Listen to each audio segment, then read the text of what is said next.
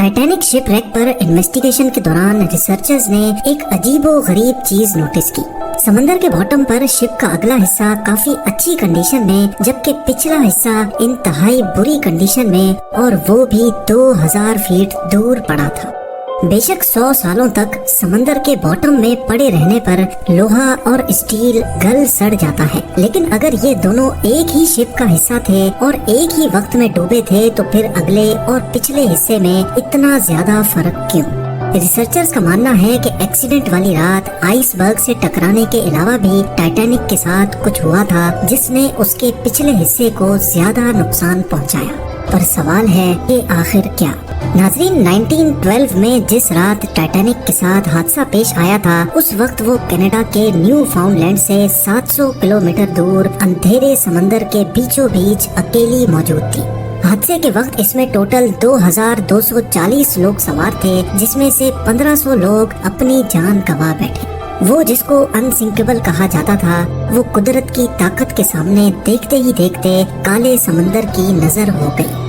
इस हादसे के चश्मदीद गवाह आई विटनेस सिर्फ वो लोग थे जो किसी तरह शिप से निकलकर अटलांटिक ओशन के ठंडे पानी में कूद गए थे।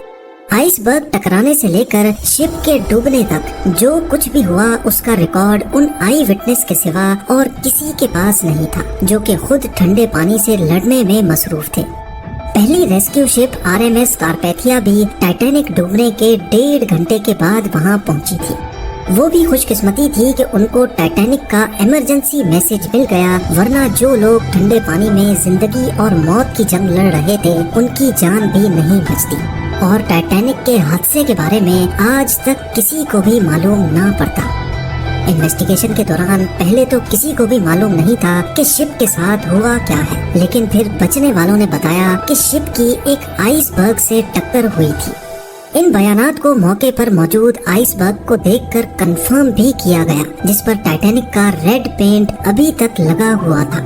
हादसे के बाद आई विटनेस और एविडेंस को देखते हुए इन्वेस्टिगेशन रिपोर्ट में बताया गया कि टाइटैनिक के राइट साइड पे आइसबर्ग ने 300 फुट बड़ा सुराख छोड़ दिया था, यानी टाइटैनिक की पूरी साइड का 1/3 हिस्सा फट गया। पर दूसरी तरफ आई विटनेस का कहना था कि शिप को डूबने में करीब 2.5 घंटे लगे थे। इन्वेस्टिगेटर्स का मानना है कि अगर आइसबर्ग ने वाकई टाइटैनिक पर 300 फुट बड़ा सुराख छोड़ा था, तो इसको 2.5 घंटे में नहीं बल्कि चंद मिनटों में ही डूब जाना था।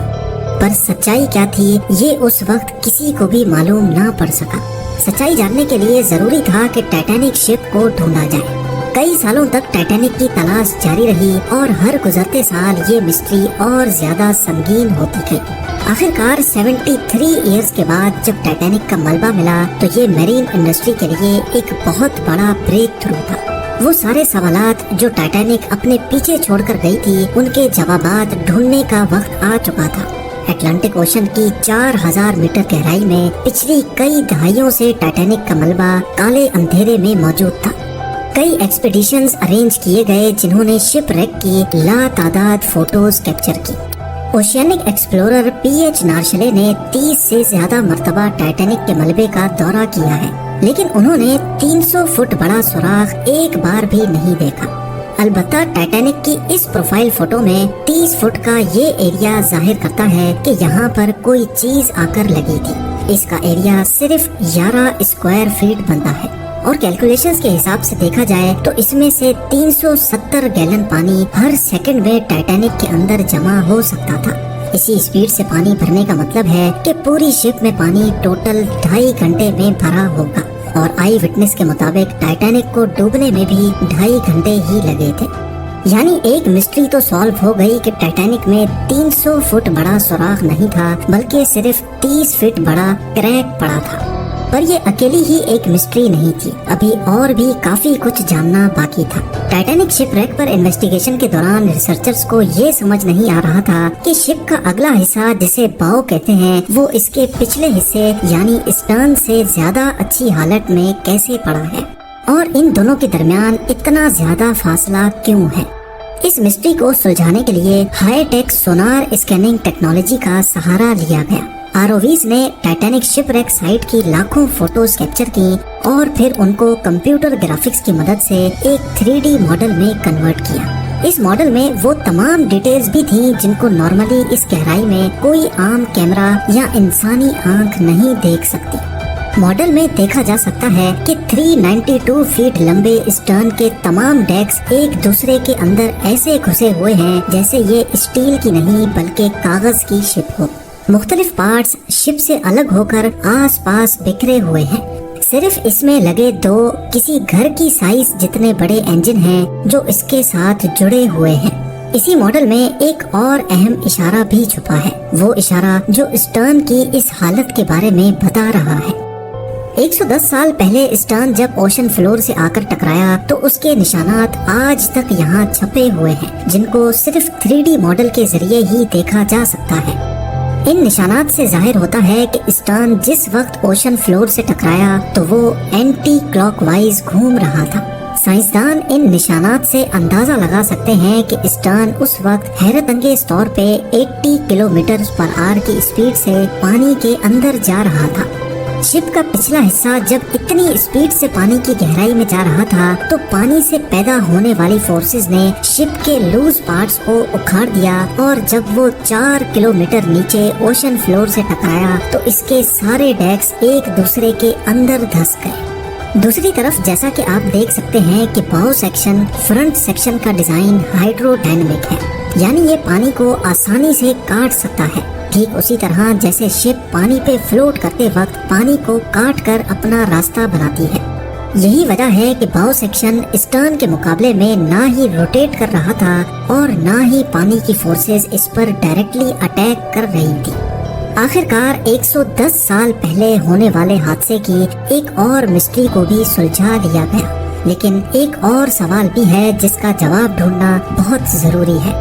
वो ये कि टाइटैनिक शिप दो हिस्सों में किस वक्त अलग हुई। जैसा कि आपने जाना कि शिप के दो हिस्सों में टूटने की खबर आई विटनेस ने दी थी। सालों से ये माना जा रहा है कि टाइटैनिक डूबने से पहले ही दो हिस्सों में डिवाइड हो गई थी। ये खबर काफी हद तक सच भी है, लेकिन ये पूरा सच नहीं। जब बाउ सेक्शन में पानी भर गया तो वो पानी के अंदर चला गया, जिसकी वजह से स्टर्न सेक्शन का पूरा वेट पिवट पॉइंट यानी सेंटर पर पड़ रहा था। ये सेंटर पॉइंट इतना ज्यादा वजन बर्दाश्त ना कर सका और टूटकर दो हिस्सों में डिवाइड हो गया।